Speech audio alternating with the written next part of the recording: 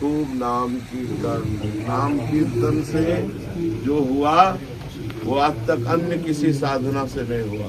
नाम कीर्तन से तुकाराम जी सदैव विमान में बैठकर सबके सामने भगवान के राम हो गए।